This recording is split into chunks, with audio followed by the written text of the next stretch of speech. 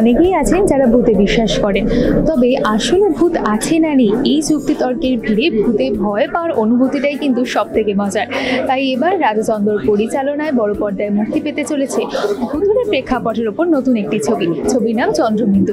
আজ আমি কথিকা চলে এসেছি আসন্ন এই ছবির গ্র্যান্ড মিউজিক লঞ্চ এবং ট্রেলার লঞ্চের অনুষ্ঠানে।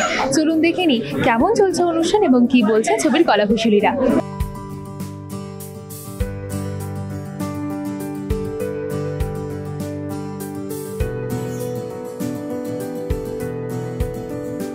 মৃত্যুর পর একটা জীবন আছে, এটা নিয়ে এখনো রিসার্চও চলছে, কি আছে না আছে, সোল জিনিসটা কি অ্যাকচুয়ালি প্রচুর চলছে। কিন্তু এটা না একটা বিশ্বাসের ওপরেও তো ব্যাপার, এবং আমার মনে হয় 100% মানুষই আমরা বিলিভ করি যে মৃত্যুর পর জীবন আছে। তাই জন্যই হয়তো আমরা কাছের মানুষের সে ছবির মাধ্যমে বলো বা যেটাই বলো স্মৃতি আঁকড়ে ধরে বেঁচে থাকি, এবং সবসময় মনে হয় কোনো একটা জগৎ থেকে, পৃথিবী থেকে কোনো একটা পৃথিবী তাদের জন্য আছে যেখান থেকে আমাদের কন্টিনিউয়াসলি দেখছে তারা। এবং আমরা যদি গুরুজনদের কোনো হারাই তখন মনে হয় যেন আশীর্বাদের হাত এখনো আছে। তো এইগুলো আমরা একটা বিলিভ আমাদের। তো চন্দ্রবিন্দু এটাই বুঝিয়েছে, দেখিয়েছে যে এটা যদি সত্যি হয় তাহলে মানুষ কি ফিল করবে, তাহলে সেই পরিবার যারা তাদের কাছে মানুষকে হারিয়েছে তারা কি পরিস্থিতির ওপর দিয়ে যেতে পারে। তো এইটা নিয়ে চন্দ্রবিন্দু। আর ইট ইজ ট্রু, এটা হরর জনার ঠিকই, কিন্তু এটা ভেরি ইমোশনাল স্টোরি। চন্দ্রবিন্দু এমন একটা স্টোরি যেটা সত্যি আমরা মানে ভীষণই ইমোশনালি কাজটা করেছি, এবং সবাই একটা জায়গায় বসে আমরা অনেক কিছু ডিসকাস করতাম যে সত্যি মৃত্যুর পরে কি, সত্যি কিভাবে, কিন্তু আমরা কেউ কিছু জানি না। সেটা ও যেটা বললো যে রিসার্চ চলছে, তো এইটা নিয়েই আমাদের স্টোরি, এবং খুবই ইমোশনাল। কোনো এখানে এই ছবিতে কোনো ভয়ের কিচ্ছু নেই। যখন স্টোরিটা শুনিয়েছিল রাজাদা তখন বলেছিল যে বাবু খুব জমিয়ে আবার ভালো করে করতে হবে, কিন্তু আশা করি হয়তো আমরা পেরেছি করতে। এবং রাজাদার সাথে যদি তুমি বলো এক্সপিরিয়েন্স কেমন, খুবই ভালো, কারণ আমার রাজাদার সাথে কাজ করতে খুব ভালো লাগে। আমাদের সামহাও দুজনের মেন্টালিটিও ম্যাচ হয়। ইমোশনাল জার্নি তো বটেই। দেখো, বিশেষ করে তাদের কাছে মানে এই প্রশ্নের উত্তর তো তারাই সব থেকে বেশি খোঁজে যারা কাছে কাউকে হারিয়েছে। তো তাদের সবসময় মনে হয় যে সত্যি কি চিরকালের মতো চলে গেল, চিরতরের জন্য চলে গেল, নাকি মৃত্যুর পরেও কোনো একটা জগৎ আছে, কোনো একটা পৃথিবী রয়েছে যেখানে তারা রয়েছে, তারা হয়তো আমাদেরকে দেখতে পাচ্ছে, আমরা তাদেরকে দেখতে পাচ্ছি না, তারা আমাদের সঙ্গে যোগাযোগ করতে পারবে, আমরা পারছি না। এটা হতেই পারে, এই প্রশ্নটা অনেকের মনেই আসে। তার একটা সামান্য উত্তর আমরা এই ছবিটার মাধ্যম দিয়ে খোঁজার চেষ্টা করেছি, এবারে খুব ইমোশনাল ওয়েতে সেটাকে আনসার করার চেষ্টা করেছি। সরাসরি কাজ করার অভিজ্ঞতা খুবই ভালো। মানে আমরা টিম হিসেবে আমার মনে হয় যে চন্দ্রবিন্দু যখন এসকে করা লন্ডনের ছবিগুলোর মধ্যে প্রথম সারির দিকের ছবি, এবং আমার লন্ডনে গিয়ে শ্যুট করা প্রথম বাংলা ছবি এটা, মানে আমার ক্যারিয়ারে। তারপরে অনেকগুলো ছবি করেছি অবশ্য, কিন্তু এটা আমার প্রথম ছবি ছিল। এটা আমার কাছে খুব স্পেশাল ছবিটা এই কারণে। এবং অঙ্কুশ ইন্দিরার সঙ্গে প্রথমবার কাজ করলাম, রাজাদার সঙ্গে আগে বিজ্ঞাপনে কাজ করেছি, প্রথমবার ছবিতে কাজ করলাম। তো অনেকগুলো ফার্স্ট টাইম আমার রয়েছে এই ছবিটার সঙ্গে জড়িয়ে, এবং আমরা একটা হিসেবে চেষ্টা করেছি যে আমাদের 100%টা দেওয়া। এবার বাকি দর্শকদের ভালো লাগলে এবার আমাদের কাজটা সার্থকতা পাবে আর কি। আমার মনে হয় যে রূপঙ্করদা যে গানটা আমরা ট্রেলারেও শুনছি, দুর্দান্ত গান, সকলের খুব রেসপন্সও খুব ভালো এই গানটার প্রতি, সকলের খুব পছন্দ হচ্ছে গানটা। এবং রূপঙ্করদার গলায় অদ্ভুত একটা কি বলবো একটা মেলানকালি রয়েছে, সেই মেলানকালিটা এই ছবিটার জন্য, এই গানটার জন্য প্রচন্ড অ্যাপ্রোপ্রিয়েট। এবং অনুপম দুর্দান্ত মিউজিক করেছে, অসাধারণ।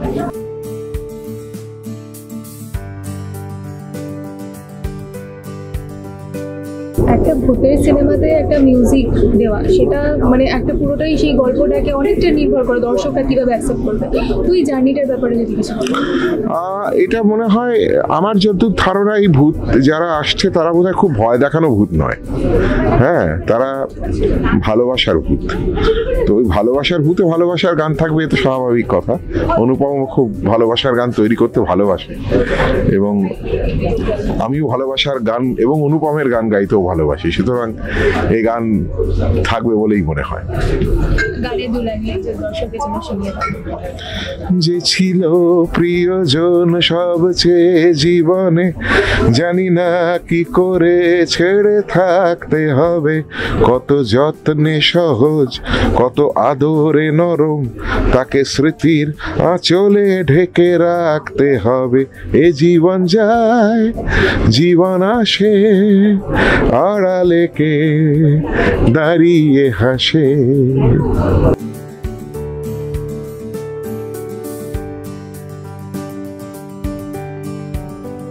চন্দ্রবিন্দু ছবিতে 3টে গান আছে এবং 3টে গান 3 ধরনের গান। একটি গান যেটা রূপঙ্করদার কণ্ঠে আছে সেইটা বানাতে আমার সবচেয়ে কষ্ট হয়েছিল, কারণ কনসেপ্টটাই মানে তুমি মৃত্যুর পরে শ্বাস নাও, এই কনসেপ্ট নিয়ে একটা গান তৈরি করতে হয়েছিল। তাছাড়া এরপরে একটি প্রেমের গান আছে যেটা আমার আর প্রস্মিতার কণ্ঠে, সেটা মানে কি সেটা অনেকটা সহজ হয়েছে এবং সেটা তো ছবির ওপর মানে প্রেমের গান বিভিন্ন ছবিতে বিভিন্নভাবে আসে আর কি। আর আরেকটা গান ছিল সেটাও মজাই হয়েছিল তৈরি করতে, কারণ গানটার নাম বই পোকা। ছবিটাতে একটা বইয়ের দোকান যেটা অঙ্কুশরা চালায়, সেই দোকানটাকে ঘিরে একটা গান তৈরি করতে হয়েছিল। সেটাতেও মানে সেটা খুব কষ্টের কিছু ছিল না, সেটা মজাই হয়েছে তৈরি করতে। প্রথমত তো যে একটা সোকল এটা ভূতের, সবাই বলছে ভূতের সিনেমা না, অফকোর্স এটা একটা ইমোশনাল সিনেমা, কিন্তু তাও আমাদের কাছে যখন এসছে তখন এটা ভূতেরই একটা সিনেমা। তো ভূতের সিনেমায় যে এরকম একটা এত মিষ্টি একটা প্রেমের গান হতে পারে সেটাই আমি খুব অবাক হয়েছিলাম। কিন্তু এখন দেখে যেটা মনে হচ্ছে যে খুব সুন্দর শ্যুট হয়েছে। আর রাজাদাকে অসংখ্য ধন্যবাদ এটাতে আমাকে কাস্ট করার জন্য। আর লুক অ্যান্ড ফিলও খুব ভালো হচ্ছে। তো আমার আশা করি যে সকলের ভালো লাগবে, সকলে যান সিনেমাটা দেখুন। 23 মে রিলিজ করছে চন্দ্রবিন্দু।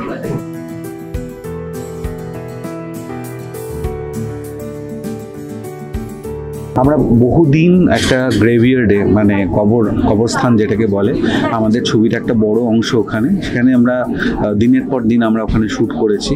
কিন্তু আমার নিজের এগুলো আমার মনে হয় কি, যেমন ঈশ্বরে যদি কেউ বিশ্বাস না করে তাহলে সে ঈশ্বরের দেখা পায় না, সেরকম ভূতে যদি কেউ বিশ্বাস না করে তাহলে সে ভূতের দেখা পায় না। আমি দর্শকদের বলবো এটা খুব ইন্টারেস্টিং একটা ছবি, মানে ছবির গল্পটা যা এবং যা নিয়ে এই নিয়ে বাংলা ছবি খুব একটা বেশি হয় না। এটাকে শুধুমাত্র ভূতের ছবি বলা যাবে না, এটা খুব ইমোশনাল একটা ড্রামা। মানে যে চরিত্রগুলো রয়েছে তাদের পারস্পরিক সম্পর্ক আদান প্রদান, সেটা এই ছবির একটা খুব গুরুত্বপূর্ণ অংশ। তো আমার মনে হয় যে এই ছবিটা দেখলে একটা নতুন স্বাদ পাবেন দর্শকরা। খুব এক্সাইটেড, কারণ আমরা 2022-এ এটা শ্যুট করেছিলাম, তারপরে 23 ওয়েট করেছি, 24 ওয়েট করেছি, 25-এ এসে ফাইনালি ভীষণ মজা করে কাজ করেছিলাম। আমরা ন্যাচারালি সব কাজই মজা করে করি, কিন্তু এর গল্পটা একটু অন্যরকম বলে আরও অন্যরকম মজা হয়েছিল।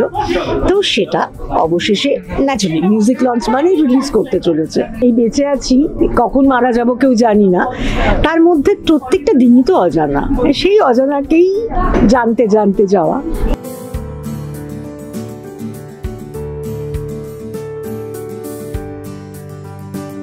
দেখে নিলেন কেমন হলো চন্দ্রবিন্দুর মিউজিক লঞ্চের অনুষ্ঠান এবং শেলা লঞ্চের অনুষ্ঠান, এবং শুনে নিলেন আসুন এই ছবি নিয়ে কি বলছেন ছবির কলাকুশলীরা।